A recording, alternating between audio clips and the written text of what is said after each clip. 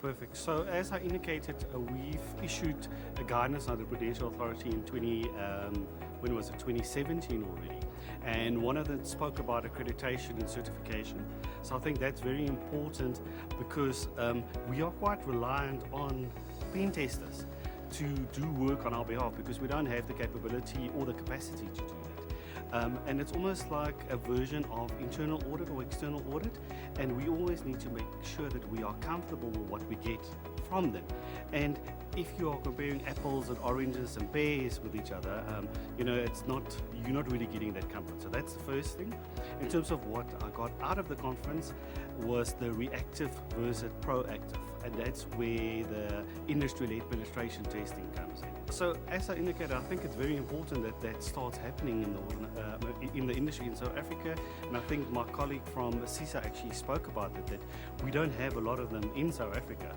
So again, we are reliant on penetration testers that do work, but we are not sure to what level or what their skill is or what their accreditation is. So bringing a standard or accreditation is quite important because I think I would sleep a lot easier then, to be quite honest. It strikes me, unfortunately, and Susan from SABRIC in fact said she feels that maybe we are just conferenced out at this point in time. So I don't think anything was done wrong or anything could have been done better. I think it's maybe just the timing of it that was maybe not, I don't want to say correct, it's just that people are quite fatigued at this point.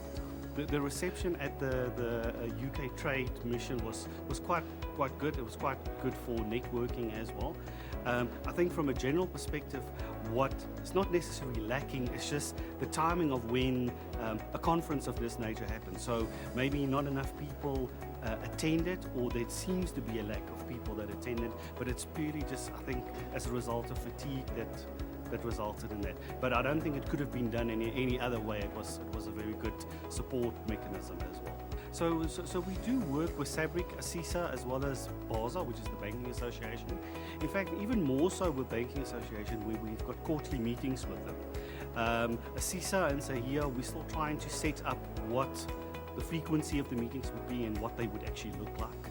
But we do talk to them, even if we talk to them in their capacity as insurers themselves.